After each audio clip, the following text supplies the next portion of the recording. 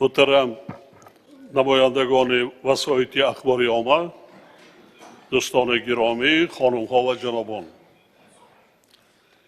پیش از همه بار دیگر پرزیدنت محترم جناب اقنعگین خورلسو و هیئت بلندپایه مغولستان دوست را در تاجیکستان خیر مقدم میگویم. تاجیکستان و مغولستان در دوره بعد از برقراری مناسبت‌های دیپلماتی یعنی سال 1992 در جستجوی دائمی راه‌های رشد میانبرده رابطه‌هایشان قرار داشت. سفر دولتی پرزیدنت محترم مغولستان را ما همچون ادامه منطقی این روند می‌دانیم. در برابر این گفت و شنودهای کنونی تاجیکستان و مغولستان از عزم قوی جانب‌ها برای گسترش میانبرده روابط دوستی و همکاری‌های سودمند در زمینه صفتا نو درک می‌دهد. تماس‌های تاجیکستان و مغولستان و مکالمه سیاسی در تمام سطح‌ها از خصوصیت سازنده برخوردارند. آنها به تغییر و تحکیم همکاری‌ها هم در سطح دو جانبه و هم بسیار جانبه نگرانیده شدند. امروز ما حالت و دورنمای مناسبت‌های دو جانبه را به طور مفصل بررسی نمودیم و در رابطه با مسائل مبرم روزنامه بین المللی و منطقوی تبادل افکار انجام دادیم. در فرجام مذاکرات ما بسته نوی سندهای دو جانبه را به امضا رسانیدیم که با تقویت بیشتر زمینه حقوقی رشد رابطه‌های بین دولتی در ساحه‌های مورد منفعت طرفین نگرانیده شدند. ضمن صحبت‌های خاصه و با اشتراک هیئت‌ها ما اهمیت تحکیم مکالمه سیاسی سطح عالی و بلند را تاکید کردیم. اظهار امید نمودیم که نتیجه سفر کنونی پرزیدنت محترم مغولستان با پیشبرد سازنده رابطه‌های دو کشور مساعدت خواهند کرد. ما از موجودیت امکانیت‌های کافی برای رشد تمام مجموعه مناسبت‌های تاجیکستان و مغولستان یادآور شد.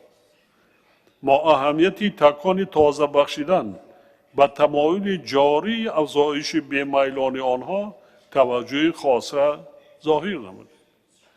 همزمان ما از ضرورت مشخص نمودن راه‌ها و وسیله‌های بیشتر مناسب برای افزایش همکاری‌های عملی در ساحه‌های تجارت و اقتصاد، فرهنگی و گومانیتاری و دیگر سمت‌های مورد توجه طرفین جانبداری نمودیم. توسعه بیشتر تماس‌های بین پارلمانی و تحکیم نقش دیپلماتیای پارلمانی در مناسبت‌های ما با مقصد موافق دانسته شد.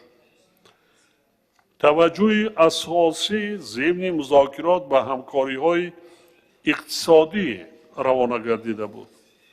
طرف‌ها هوسمندی خود را برای فعال گردانیدن کار کمیسیای بین حکومتی باید به همکاری‌های تجارتی و اقتصادی اظهار داشتند. جانب تاجیکستان به این باور است که فعالیت استواری آن می‌تواند با تطبیق تدبیرهای عملی جهت رشد جنبه تجارتی و اقتصادی و دیگر سمت‌های رابطه‌های بین دولتی ما مساعدت نماید. به موافقه رسیدیم که برای توسعه همکاری‌های تجارتی و اقتصادی با استفاده از افضلیت‌های رقابت‌پذیر اقتصادی جانب‌ها چاره‌های ضروری می‌اندیشیم. ما عاید به امکانیت‌های خوب کشورهایمان جهت تطبیق مشترک طرح‌های سرمایه‌گذاری هم نظر بودیم. تهیه و قبول برنامه همکاری‌های دو جانبه در ساحه‌های تجارت و اقتصاد همچنین راهکار ساحوی عمل‌های مشترک برای سال‌های نزدیک به مقصد موافق دانسته شد.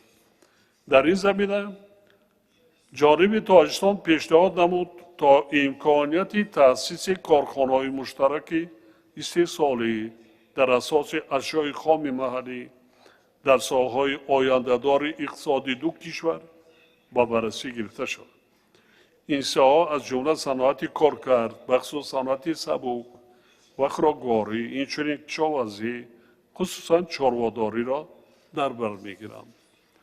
جهت اندیشیدن تدبیرهای مشترک باید به تشکل شرایط مساعد برای دایره‌های صاحبکاری و دستگیری تشبس‌های قابل توجه آنها موافقه حاصل گردید. ما از همایش اولین صاحبکاران تاجیکستان و مغولستان که امروز در شهر دوشنبه برگزار می‌گردد استقبال می‌کنیم.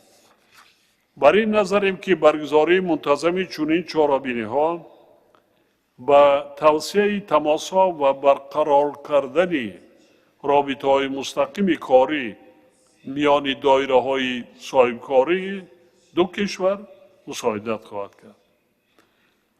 ضمن واقعه‌های امروزه همزمان ضرورت رشد همکاری‌ها در سطح منطقه‌های دو کشور و ساحه‌های سیاحی تاکید گردید. ما به گسترش رابطه‌ها در ساحه‌های فرهنگی و گومانیتاری توجه ضروری ظاهر نمودیم. از فعالگردانیدن مبادله‌ها در جاده فرهنگ، علم و معارف، جوانان و ورزش جانبداری کردیم.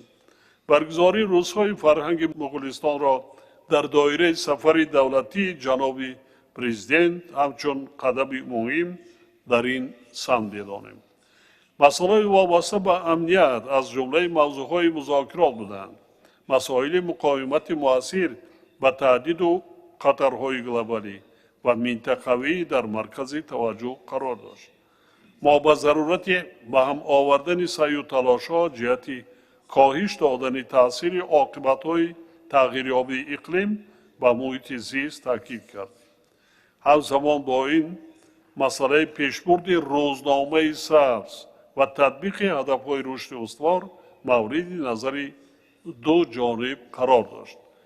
وابسته به این همکاری‌های سازنده مشترک و دستگیری همدیگری تاجیکستان و مغولستان باید به مسائل مبرم روزنامه جهانی و منطقوی در زمینه نیازهای بسیار جانبه مورد تذکر قرار گرفت.